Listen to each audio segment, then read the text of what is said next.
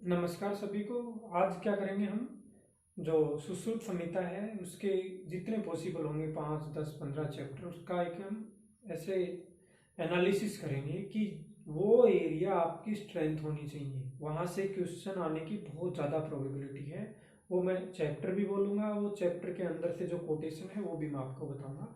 तो वो आपको एग्जामिनेशन से पहले या फिर जो रिपीटेशन में जाते हो वो आपको करना ही करना है, उसको आपको छोड़ना नहीं है। मतलब आपके पास ऑप्शन नहीं है कि वो आप ग्लांस ओवर कर दो, उसको आपको मस्ट करना है, because there is high probability to be there in examination. तो वो पोर्शन कौन से है, मैं सुश्रुत संहिता के कुछ बताऊंगा। आपकी जो कम्पिटेटिव एग्जाम की जो सर्जरी की स्पेसिफिक बुक है वो आपको खरीदने की जरूरत नहीं है, क्योंकि पॉसिबल नहीं है। मैं आपके 15,000 क्वेश्चन अकेले सर्जरी की बुक में होंगे तो आप वो करोगे, अपना काम करोगे। हो सकता है 2 क्वेश्चन आएंगे, 3 क्वेश्चन आएंगे। हाँ, मोस्ट प्रोबेबिलिटी वाले क्वेश्चन जो हैं वो मैं आपको कोशिश करूंगा 10-15 बताने की। आगे वाले हो सकता है और आने वाले टाइम में टोटल 100-150 क्वेश्चन आपको करा दूं, तो 2-3 क्वेश्चन उसमें से आ जाते हैं आपके तो बहुत अच्छी बात होगी, क्योंकि कई बार हार्ड क्वेश्चन भी आता है सर्जरी से, वो आपका ठीक हो जाता है तो वो बोनस रहेगा। तो शुरुआत किससे करेंगे, सुश्रुत संहिता के जो बिगनिंग के चैप्टर हैं सूत्र स्थान के, उनमें से मोस्ट इंपॉर्टेंट एरियाज कौन से हैं। और मुझे लगता है ऐसी इस स्पेसिफिक टाइप का वीडियो आपके लिए ये बहुत फायदेमंद हो सकता है। तो जैसे इसकी शुरुआत करते हैं, जो ये अपना अंबिका दत्त शास्त्री जी का टीका है, इसके अंदर शुरुआत के जो पेजेस हैं उसमें से ज़्यादा कुछ देखने की जरूरत नहीं है। इसमें जो चैप्टर शुरू होता है उससे पहले के हैं, उसमें से सिंपल हमें एक बार ये जहाँ पे टीका दे रखे हैं, आपने नोट्स बना रखे तो वहाँ से देख लीजिए। मैं इसलिए बार बार बोलता हूँ कि एक चीज़ को आपको 10 जगह पे नहीं देखना है, वो वहीं से आपके दिमाग में भी सेट होती है। क्योंकि टीका आप टीका याद करते हो, कुछ हिस्ट्री की कुछ पोर्शन याद करते हो, तो उसमें ऐसा तो है नहीं कि बहुत बड़ी कोई साइंस है ना, कि आचार्य डल्लन ने निबंध संग्रह क्यों लिखा, इस पे साइंस थोड़ी लगानी है ज्यादा, वो आपको बस याद करना है कि निबंध संग्रह इज रिटन बाय दी आचार्य डल्लन। तो उन चीजों को आप एक ही जगह से देखना है, क्योंकि ऐसा कुछ एडिशन थोड़ी ना आया होगा उसके अंदर कि भाई नए वाले एडिशन में उन दूसरों ने लिख दिया, नहीं।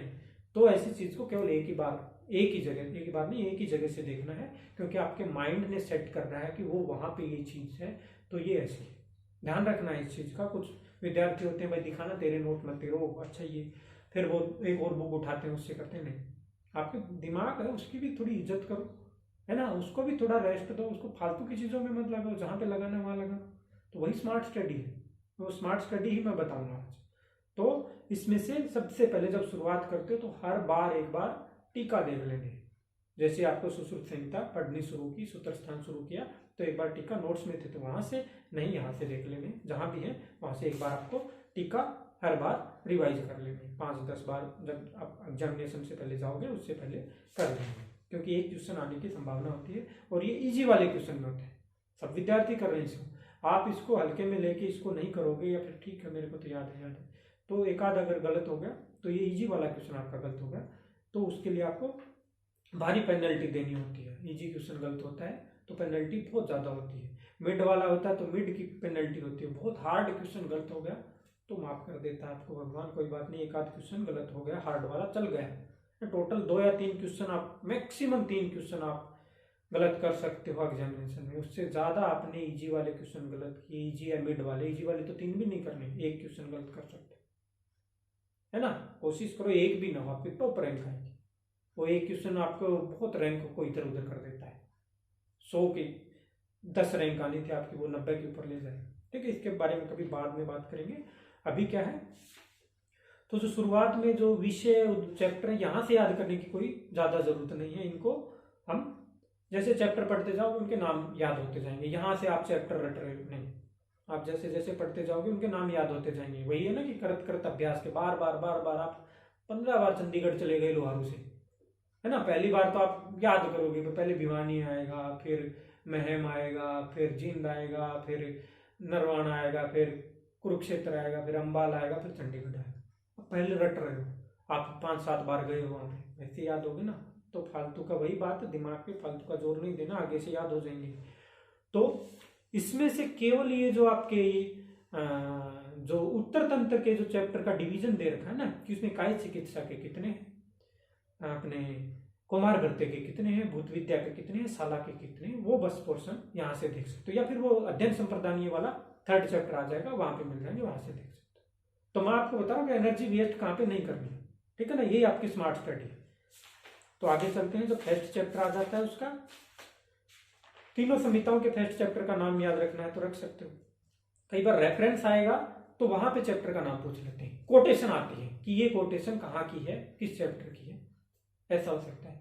थोड़ा आपके लक अच्छा है तो हो सकता है कि कौन से स्थान से आया, ऐसे आ जाएगा कोटेशन। और बहुत ही इजी बनाना है उनको, तो क्या आ जाएगा कि ये कौन से ऑथर का है, आचार्य चरक ने बताया, आचार्य सुश्रुत ने, किनकी कोटेशन है, ऐसे आ जाए, तो उसको आप कर दो। तो प्रथम अध्याय में जो बहुत इंपॉर्टेंट वाली चीज है, तो कई बार दे रहे हैं कि ये जो इनका सीक्वेंस है, जो अपने 8 ब्रांच हैं, उनमें से शल्य, शाला के, काय चिकित्सा, आचार्य चरक का, आचार्य सुश्रुत का और आचार्य वाग्भट का, तीनों को आप देख लीजिए। उनमें इनकी सीक्वेंसिंग, मतलब श्लोक याद करोगे तो आपको सीक्वेंस याद अपने आप हो जाएगा, तीनों की ये आपको देख लेने हैं। आगे जो वाजीकरण का जो श्लोक दे रखा है, उसमें क्या है कि अलग अलग जो अल्प, दुष्ट, क्षीण और विशुष्क है, इसमें कौन से में क्या करना है। अल्प के लिए क्या करना, आप्यायन, दुष्ट के लिए प्रसादन, क्षीण के लिए उपचय और विशुष्क के लिए परहर्ष करना है, ये याद रखना है। और नीचे जो वक्तव्य है, विमर्श है, उसमें क्या है, आचार्य डल्लर ने 3 भेद दे रखे हैं, 3 डिवीजन कर रखे हैं, वृद्धि क्रय, श्रुति क्रय, श्रुति एंड वृद्धि क्रय। बहुत आसान क्वेश्चन है ये। क्या होता है कि अपने शायद जब आप अपना कोर्स वर्क करते हो, BA MS करते हो, तो उसके दौरान जो काय चिकित्सा है या फिर शल्य पढ़ रहे हो, उसके अंदर बताते हैं, तो बहुत सारा पोर्शन सब्जेक्ट से भी आ जाता है।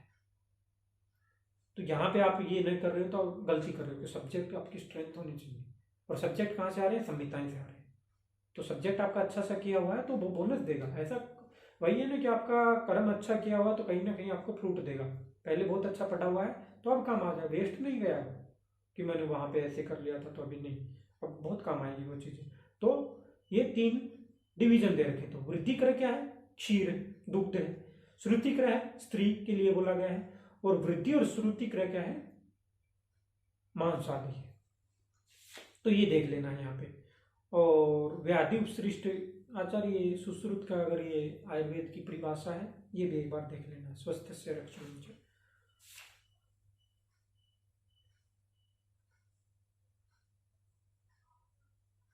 शल्य तंत्र प्रधान क्यों है, सिंपल आपको याद है, 4th ईयर में भी आपने याद कर लिया। आसु क्रिया कर्णत्वाद, यंत्र शस्त्र सार अग्नि प्रणिधान, सर्वतंत्र सामान्य, तीनों के लिए है ना। ऐसे इतना बड़ा क्वेश्चन आने की संभावना थोड़ी कम है, लेकिन आपको सिंपल पता होना चाहिए। आगे क्या है इसमें, प्राणी नाम पुनर्मूलम, बहुत बार आ रहा है क्वेश्चन। इनका मूल क्या है, प्राणियों का आहार के लिए बोला गया। चतुर्विध व्याधियों का भी वर्णन है यहाँ पे, आगंतुक, शारीरिक, मानसिक और स्वाभाविक। स्वाभाविक व्याधि आचार्य चरक ने कौन सी बोली है, आचार्य सुश्रुत ने कौन सी बोली है, वो आपको एक ही जगह कर लेनी। अब जैसे यहाँ कर रहे हो तो यहाँ भी एक बार, और वहां कर रहे हो आचार्य चरक का जब पढ़ोगे तो वहां पे भी एक बार आपको देख लेनी, लिख लेना है उनको, एक ही जगह लिख लेना है। फिर ये जो औषधि के 4 भेद दे रखे हैं, ये क्या है, थोड़े से आचार्य चरक वाले पोर्शन पे ज्यादा फोकस करना है, ये भी याद करने हैं, उनके ज्यादा फोकस करना है, ठीक है, ये भी चारों याद करने हैं।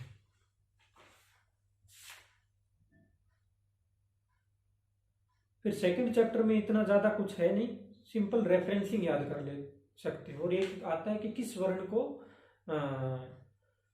किस वर्ण का जो वैद्य है या जो गुरु है वो किस किस को उपनयन कर सकता है, किस किस को शिक्षा दे सकता है, वो जो इसमें दे रखा है वो एक बार देख। आगे अध्ययन संप्रदाय में कोई ज्यादा जरूरत नहीं है, सिंपल सा देख लेना कि एक बार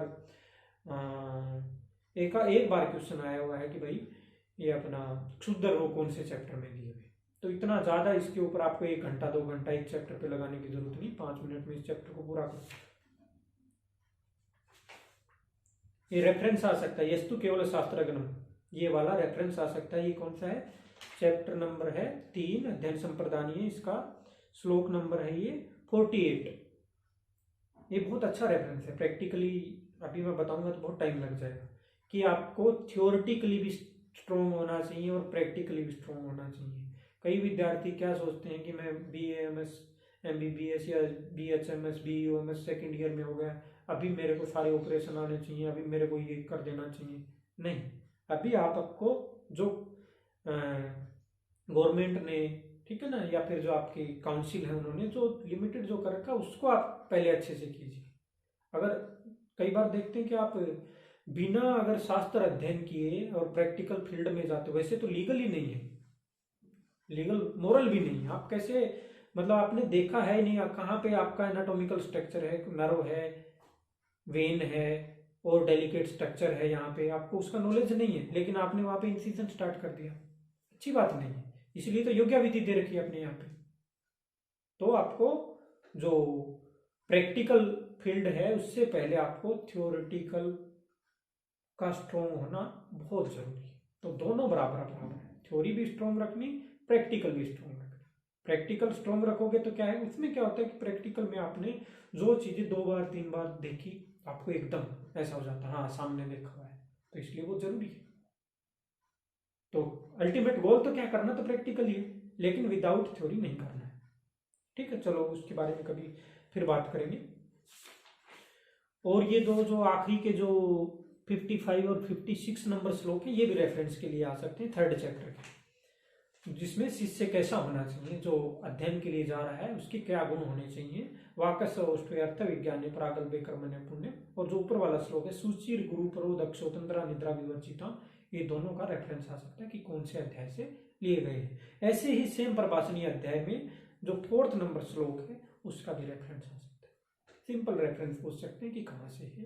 वही मैंने बताया कि सिंपल वाला बनाएंगे तो कौन से स्थान से, सूत्र स्थान से। चैप्टर का नाम पूछे तो यहाँ पर आप जा ही रहे हो चैप्टर के ऊपर से, यहाँ से आप नाम देखिए, वहां शुरू में जो सारणी दे रखी है वहां से रटने की कोई जरूरत नहीं, आपने यहाँ नाम देखा, हो गया काम। एक शास्त्र में ध्यान न विदात शास्त्र निश्चय, कितना शानदार रेफरेंसिंग आपको बोल रखी है कि आपने देख लिया कि भाई आप हरियाणा नंबर 1 है धरती के ऊपर, आपने बोल दिया है, और आप पिलानी तक गए नहीं हो, राजस्थान भी आपने देखा नहीं है, आप यहीं बैठे बैठे जय जयकार कर रहे हो। मैं रेफरेंसिंग के बारे में कोटेशन दे रहा हूँ, आप यहाँ बैठे बैठे बोल रहे हो कि भाई हरियाणा से तो संपूर्ण धरती पे कुछ है ही नहीं, बहुत चीजें हैं भाई, आप इसी में बैठे हो, आपके लिए इसलिए ये लग रहा है, बहुत चीजों में स्ट्रेंथ होगी आपके स्टेट की, आपके हरियाणा की, लेकिन आपको ऐसे बोलना वो ठीक नहीं है। तो वैसे ही क्या है कि आप उस चीज को क्या है दूसरे शास्त्र से भी अध्ययन कर सकते हो, रेफरेंसिंग देख सकते हो कि उसमें क्या दे रखा है, that it is comparative study. तो वो क्या है आपको अनलाइट करती है, आपके नॉलेज को इंक्रीज करती है। हाँ आप देखोगे कि भाई ये तो कुछ चीज में तो राजस्थान बड़ा आगे है, कुछ चीज में तो दिल्ली बड़ी आगे है, तो आपको सबको कंपेरेटिव करके उनसे सीखना है, उनसे देखना है कि हाँ इसमें ये जाता था, आपने देखा ही नहीं, आप जिंदाबाद कर रहे हो, तो वो तो गड़बड़ है। तो वैसे ही अध्ययन के अंदर, वैसे सेम स्टडी के अंदर वैसा ही आपको इसमें करना है। जब आप जो सपोज करो वुंड का डिब्राइडमेंट कैसे होता है, मैं अपना बताता हूँ, जैसे लाइब्रेरी में बैठता था तो डिब्राइडमेंट में 20 जो बुक हैं उसके ऊपर, नॉन हीलिंग अल्सर के ऊपर, अल्सर के ऊपर जितनी बुक दे रही है, जितनी सर्जरी की है, मैं पूरी टेबल के ऊपर रख लेता था, उनको देखता था कि डिब्राइडमेंट किसमें क्या है, फिर वो उसको मैंने कोट किया है अपने थीसिस के अंदर। तो जहां जहां डिब्राइडमेंट दे रखा है व्रण का वुंड का, तो वो क्या है कि क्लियर हो गया बिल्कुल, उसके बारे में नॉलेज अच्छा हो गया। तो वैसे ही आपको क्या है दूसरे शास्त्र की सहायता लेनी है, उसकी मदद लेनी है पढ़ने में। तो आगे क्या है 5th चैप्टर में, 5th चैप्टर इन जो 4 हैं इसमें कुछ में रेफरेंसिंग थी, कुछ 1-2 और क्वेश्चन थे, लेकिन इसमें क्या है कि डायरेक्ट क्वेश्चन बन के आएगा, रेफरेंसिंग नहीं, डायरेक्ट क्वेश्चन पूछा जाएगा। ये वर्ण के गुण देख लेने हैं, और शस्त्र क्रम किस दिशा में करना है, अनुलोम दिशा में, जहां पे हेयर की जो डायरेक्शन है उसी दिशा में करना है, अनुलोम दिशा में। ये भी बड़ा सामान्य सा है, लेकिन इसको आपको गलत नहीं करना है।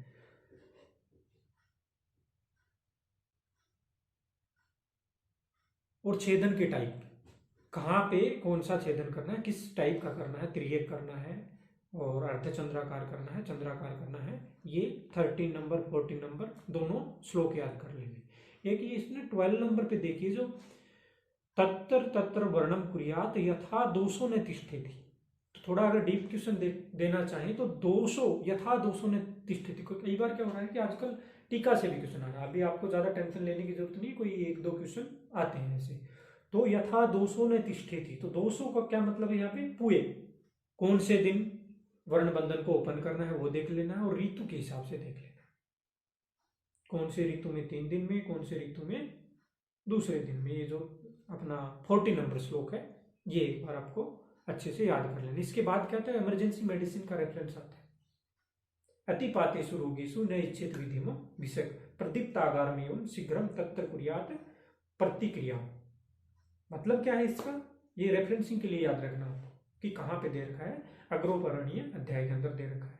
तो इसमें क्या है कि जब कई बार ऐसी सिचुएशन आ जाए कि आपको समझ नहीं आए, या फिर मतलब क्या करूं, ऐसी सिचुएशन आ जाए, तो वहां पे क्या है कि आपको बहुत ज्यादा प्रिंसिपल फॉलो नहीं करना है, जो आपको ठीक लगे वहां पे, जो सिचुएशन उसको बेस्ट बना सके, अपनी खुद की युक्ति लगानी है, युक्ति वाला प्रमाण वहां पे मैक्सिमम लगाना है। आगे क्या है, 6th चैप्टर जो ऋतुचर्या का है, ऋतुचर्या वाला ज्यादा फोकस आपको क्या करना है, आचार्य चरक वाले पे करना है। उन्होंने जहां ऋतुचर्या के बारे में वर्णन कर रखा है वहां पे ज्यादा, कालो ही नाम भगवान है ना, तो किन के बारे में बोला है, काल के बारे में। फिर ये क्या है कि यहाँ पे ये जो 6th नंबर श्लोक है, आसान है, इसको छोड़ना नहीं है। ये कौन से दो माघ मिलके, 2 महीने मिलके एक ऋतु बनाते हैं, ये वाला यहाँ पे जरूर देख लेना है। उत्तरायण और दक्षिणायन बहुत आसान है, ये आसान क्वेश्चन है, सबको आता है, ऐसा क्वेश्चन गलत नहीं करना है, इसको भी देख लिया करो एक, है ना। हर बार नहीं देखो, आपको याद है तो हर बार मत देखो, लेकिन 5-7 बार आपने स्टडी की है तो एक बार इसको भी देख लो। बहुत सिंपल था कि भाई शिष्य ऋतु कौन से एन में आती है, सिंपल था। तो ये ऐसे सिंपल क्वेश्चन को गलत नहीं करना है। आगे फिर कौन सी ऋतु में कौन से लक्षण होते हैं वो थोड़े से, जैसे कि रजो धूमा आकुल दिशा, ये वाले देख लेने हैं। और इसका रेफरेंस एक आध बार पूछ लेते हैं कि जो जनपदों ध्वंस है उनको किस वर्ड से बोला है आचार्य सुश्रुत ने, मरको करके बोला है, और कहाँ रेफरेंस है, तो ये इसमें। और ये ऊपर वाला भी बड़ा इंपॉर्टेंट है, उसके ऊपर भी क्वेश्चन पेपर लिख लीजिए। कौन सा, श्लोक नंबर 16 नंबर श्लोक में, कि कौन दिन का जो 24 आवर का जो टाइम है उसमें कौन सी ऋतु के लक्षण देखते हैं। सुबह किस ऋतु के दिखेंगे, दोपहर को किसके, सायकाल में किसके, अर्धरात्रि में किसके, तो ये वाला श्लोक याद कर लेना है। मध्याह्न में ग्रीष्म ऋतु, जो दोपहर का टाइम होता है वहां पे ग्रीष्म ऋतु के लक्षण होते हैं, तो ये वाला भी कर लेना है। बाकी चीजें छोड़नी नहीं है, लेकिन मैं ये बोल रहा हूं कि जहां पे बहुत ज्यादा प्रोबेबिलिटी है आने की। आगे यंत्र शस्त्र दोनों चैप्टर के ऊपर क्वेश्चन पेपर में आने की संभावना है, तो QP करके लिख दीजिए। और आजकल क्या हो रहा है कि जो क्वेश्चन है वो थोड़े से प्रैक्टिकल ओरिएंटेड ज्यादा हो गए, शायद 1-2 क्वेश्चन पिछले 2-3 साल में आपके जो एग्जामिनेशन हुए हैं उनमें इमेज बेस्ड भी आए होंगे। तो इमेज का मैं बोलता हूँ, एक तो आप जो डिटेल्ड ड्रग हैं, हैंडेड ड्रग हैं, जो द्रव्य गुण की हैं, उनका आप आइडेंटिफिकेशन, बहुत अच्छी बात है अगर आपके कॉलेज में ऐसी फैसिलिटी थी, या फिर आसपास गार्डन था, है ना, हर्बल गार्डन आपके इंस्टीट्यूट में था, या फिर ऐसे एरिया में था, घाट सेक्शन में था, तो बहुत लकी हो आप। लेकिन अगर फिर भी नहीं हुआ है, आपको आइडेंटिफिकेशन नहीं है ड्रग की, तो देख लीजिए, द्रव्य गुण के क्वेश्चन बहुत आते हैं, 4-5 क्वेश्चन आ जाते हैं। तो ड्रग आइडेंटिफिकेशन अश्वगंधा की, और वहां पे भी क्या करना है, वही वो बोलता हूँ कि आपको एग्जामिनेशन जो एग्जामिनर उनके दिमाग को थोड़ा पहचानना है। तो किन के ऊपर ज्यादा काम चल रहा है, अश्वगंधा के ऊपर ज्यादा चल रहा है, गुडुचि के ऊपर ज्यादा चल रहा है। मोस्ट कॉमनली या वाइडली यूज ड्रग कौन सी, हरितकी है, विवितकी है, आम्लकी है। तो कम से कम 30-40 ऐसी जो ड्रग हैं उनके आइडेंटिफिकेशन, वो शायद उनका प्लांट की पिक डालते हैं, प्लांट के स्पेसिफिक एरिया की। वैसे तो अगर एग्जैक्ट पिक डालनी हो तो उनके उसमें फ्लावर भी होना चाहिए, उसमें इफ पॉसिबल तो फ्रूट भी होना चाहिए, तभी उसको पहचाना जाएगा। तो इमेज बेस्ड क्वेश्चन, वैसे मेरे को कैसे याद आ गया कि यहाँ पे सर्जरी में सर्जिकल इमेज बेस्ड क्वेश्चन आ सकता है कि ये स्ट्रक्चर क्या दिखा रखा है। यूएसजी की एक फाइंडिंग आ जाएगी, यूएसजी की फाइंडिंग में जैसे बर्ड वीक का आता है कैल्सिया कार्डिया के अंदर, या फिर कुछ इंस्ट्रूमेंट दे देंगे, चीटल फोर्सेप्स है, पाइल होल्डिंग फोर्सेप्स है, या ये इंस्ट्रूमेंट कौन सा है, कैथेटर दे देंगे, रिटेनिंग है नॉन रिटेनिंग है किस टाइप का है, फोलिस नाम, वो कुछ भी एक इंस्ट्रूमेंट दे दें, तो वो भी आप एक बार गूगल पे या फिर यूट्यूब पे या फिर आपके पास इमेज बेस्ड वाली अगर कोई बुक है तो उससे आप एक बार सर्जरी के भी क्या है ये ऐसे इंस्ट्रूमेंट जरूर देखने हैं। यंत्र शस्त्र वाले मॉडर्न वाले ज्यादा देखने, उन्हीं का ज्यादा है। तो यंत्र वाले में क्या है, यंत्र की संख्या कितनी है, इनके डिवीजन जो कर रखे हैं, स्वस्तिक कितने, समदंश कितने, कौन से की कितनी लेंथ है, कौन से का क्या क्रम है, ठीक है। स्वस्तिक से कौन से क्रम है, समदंश से किस किस में यूज होता है ये, जैसे कि त्वक मांस शिरा स्नायुगत शल्योधरणार्थम, ये कौन सा है, समदंश यंत्र। तो समदंश यंत्र किस किस में यूज होगा, त्वक मांस शिरा स्नायुगत शल्योधरण, पूरा चैप्टर भी आ जाए, हाँ चैप्टर बोल रहा हूँ, पूरा ये श्लोक भी आ सकता है, पूरी लाइन आ सकती है, या फिर एक स्पेसिफिक आ सकता है कि त्वक गत शल्य के निर्हरण के लिए कौन सा यंत्र का प्रयोग करेंगे, समदंश यंत्र का, इसकी लेंथ आ सकती है। तो ये बड़ा थोरोली करने दोनों चैप्टर, यंत्र और शस्त्र वाला, तो आप पूरा देख लेना। यंत्र में प्रधान कौन सा है, कंकमुख है, प्रधानतम में क्या है, हस्त है, ये भी एक बार याद। जो दृश्य होते हैं उसमें क्या है, सिंह मुख का यूज करते हैं, और जो गूढ़ होते हैं, डीप होते हैं, विजिबल नहीं है इजीली, तो उनमें क्या है, कंकमुख का प्रयोग करते हैं, ठीक है। तो ये एक बार उस अपने एरिया में रख लीजिए जहां पे आपको इसको छोड़ना नहीं है, याद करनी ही करनी है। शस्त्र क्रम में वैसे सेम, छेदन लेखन भेदन कौन से शस्त्र से करने हैं वो देख लेंगे। फिर नीचे इसकी कैच होल्ड कहाँ से करना है वो भी नीचे वाला जो श्लोक दे रखा है, यानी 5th नंबर श्लोक। 4 नंबर में कौन सा शस्त्र क्या क्रम के लिए वो दे रखा है, 5th में कहाँ से उसको होल्ड करना है वो भी एक आध बार आया हुआ है। फिर आगे क्या है, इनकी लेंथ दे रखी है, शस्त्र की सामान्य लेंथ कितनी है, कोई भी ऑथर का नाम नहीं दे रखा तो 6 अंगुल, और जो स्पेसिफिक दे रखे हैं जैसे कि अपना नख शस्त्र हो गए 8 अंगुल हो गए, और वो आचार्य वाग्भट ने कितना 9 अंगुल को, वो कंपेरेटिव स्टडी जब करोगे वहां पे आप देख लेना है। फिर ये धारा तीनों, भेदन के लिए कौन सी है, छेदन के लिए कौन सी है, लेखन के लिए बहुत इंपॉर्टेंट है। इस चैप्टर का अगर सबसे इंपॉर्टेंट देखें तो कौन से में कौन सी धारा, और नीचे पायन सबसे इंपॉर्टेंट है इस चैप्टर का। तो ये क्या है, ये किसी हालत में आपका कभी भी आपके टेस्ट में भी गलत नहीं होना चाहिए, एग्जामिनेशन में तो सवाल ही नहीं है गलत होने। आगे है योग्य सूत्रीय, तो ये है, इसमें अपना 4 नंबर जो श्लोक है पूरा याद नहीं करना, अलग अलग डिवीजन करके किस में कौन सी योग्य करनी। गुणोपहता काष्ठेषु क्या करना है, गुणोपहता काष्ठेषु एषण क्रम। अगर ये प्रैक्टिकल देखिए मैं विद्यार्थियों को अपने साथियों को कराता था शिक्षा में, तो उनको गुणोपहता काष्ठ मंगवाई थी, तो उसके ऊपर करवा के दिखाता था, जो जितना फिजिबल हो सकता था उस पर। तो क्या है कि आपको पक्का हो जाएगा, बिल्कुल ऐसे हो जाएगा कि हाँ ये इसके ऊपर, तो ये आप एक बार देख लेना सारे के सारे। फिर क्या विशिखानु प्रवेश में ज्यादा कुछ नहीं है, इसमें ये याद रखना षड भी तो ही रोगाणाम विज्ञानोपाय, किनका कोटेशन, आचार्य सुश्रुत का कोटेशन है। और एक और दे रखा है यहाँ पर श्लोक नंबर है ये 7 नंबर श्लोक, 10th चैप्टर के 7 नंबर श्लोक है। तो यहाँ पे क्या दे रखा है कि 1 साल जो पुराने रोग हैं प्राय उनकी चिकित्सा नहीं करनी चाहिए। ऐसा रेफरेंस आता है कि आचार्य सुश्रुत ने कितने पुराने रोग की चिकित्सा न करने के लिए बोला है, तो 1 वर्ष पुराने के लिए मना किया है।